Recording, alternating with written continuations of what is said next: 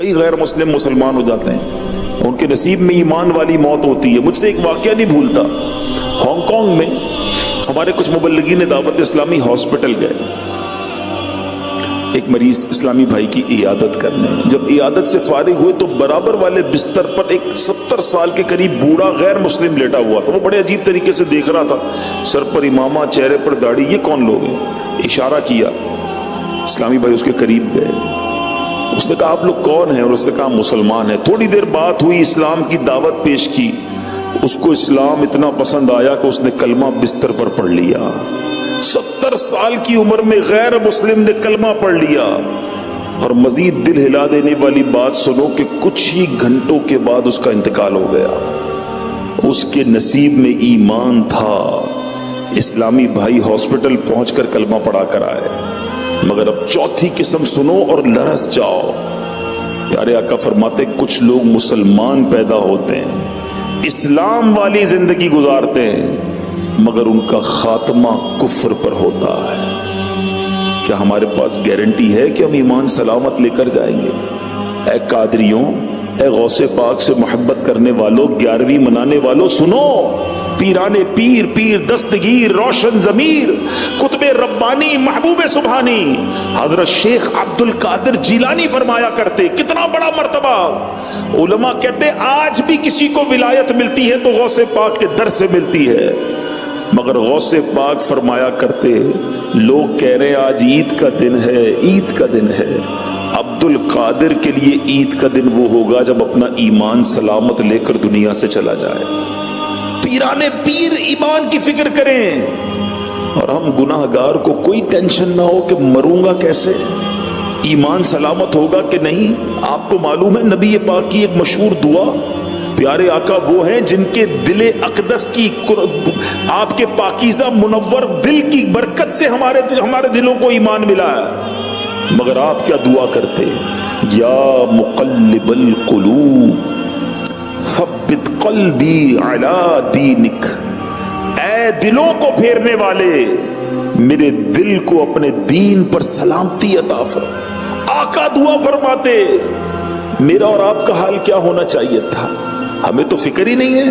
کوئی ایسا ہے کہ جو ڈاکٹر کے پاس لوگ جاتے ہیں کہتے ہیں ڈاکٹر صاحب نیند نہیں آتی، کاروبار کی ٹینشن بہت ہے، بلڈ پریشر ہائی ہو گیا ہے، سوچ سوچ کے بچوں کا کیا ہوگا، شوگر ہو گئی مجھے فلاں ٹینشن میں، کاروبار کے ٹینشن میں۔ ارے کوئی ایک ایسا ہے جو جائے کسی کے پاس کہے کئی دنوں سے سویا نہیں ہوں کہ ایمان پر موت آئے گی کہ نہیں آئے گی، مجھے چین نہیں کی قسم اگر بدلے بغیر مر گئے، اسی نافرمانی، اسی اللہ کو ناراض کرنے والی زندگی کے ساتھ چلے گئے، نمازیں قضا کرتے کرتے دنیا سے چلے گئے، حرام دیکھتے دیکھتے دنیا سے چلے گئے، حرام سنتے سنتے دنیا سے چلے گئے، حرام بولتے حرام کھاتے ہوئے دنیا سے گئے۔ سوچو اگر رب ناراض ہوا تو بنے گا کیا؟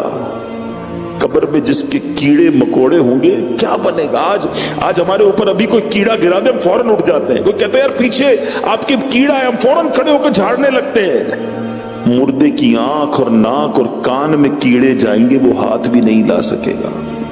سوچا وہ تکلیف، وہ وحشت کیسے برداشت ہوگی؟ کیوں توبہ نہیں کرتے؟ اے میرے میٹھے اسلامی بھائیوں، یاد رکھیے جہاں میرے رب کی رحمت بہت بڑی ہے نا، وہاں وہ قہار بھی ہے، وہاں وہ جبار بھی ہے۔ وہ جب پکڑتا ہے، جب وہ سزا دیتا ہے تو پھر انسان کچھ نہیں کر سکتا۔ کچھ لوگ اس لیے بھی گناہوں میں پڑے ہوئے رہتے ہیں، بدل نہیں پا رہے ہوتے۔ اللہ معاف کرنے والا، جب مرنے سے پہلے گھر پہ کوئی نوٹس آئے گا کہ بھائی بدل جاؤ، 1 مہینہ رہ گیا ہے، توبہ کر لو پھر انتقال ہوگا، نہیں۔ آگاہ اپنی موت سے کوئی بشر نہیں، سامان 100 برس کا ہے، پل کی خبر۔ آپ کو پتا ہے آج اس وقت قبرستان میں گورکن قبر کھود رہا ہے، ہر وقت کھود رہے ہوتے نا، کسی جگہ پر کفن دھو کر تیار ہو رہا ہوگا۔ آپ کو پتا ہے جس کے لیے قبر کھودی جا رہی ہے نا اس وقت، جی ہاں ابھی قبرستان میں جو قبر کھودی جا رہی ہوگی وہ کسی زندہ کے لیے کھودی جا رہی ہے جس کو تھوڑی دیر بعد مرنا ہے۔ ابھی جو کفن تیار ہو رہا ہے، دھل رہا ہے، طے کیا جا رہا ہے، پلاسٹک کی تھیلی میں ڈالا جا رہا ہوگا کسی بھی دکان پر، وہ کسی زندہ شخص کے لیے کیا جا رہا ہے جس کو اب سے کچھ منٹ کے بعد مرنا ہے۔ غوث پاک بھی فرماتے ہیں نا، جس کا مضمون ہے کہ کئی کفن دھل کر تیار ہوتے ہیں مگر ان کفن کو پہننے والے بازاروں میں خوشیاں منا رہے ہوتے ہیں، کئی قبریں خود کر تیار ہیں مگر ان کے اندر جانے والے اپنے گھروں کو تعمیر کرنے میں مصروف ہیں۔ کب کریں گے تیاری؟ سمجھو میرے میٹھے اسلامی بھائیو، یہی تو شیطان کا وار ہے۔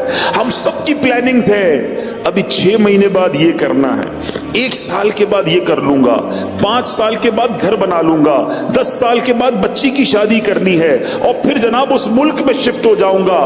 5 سال 10 سال کی پلاننگ ہے۔ اس پورے جدول میں، اس پورے شیڈول میں مرنے کی پلاننگ کہاں ہے؟ جس سے فرار نہیں ہے، جس سے بچ کر نہیں نکل سکتے۔ Everybody have to dye.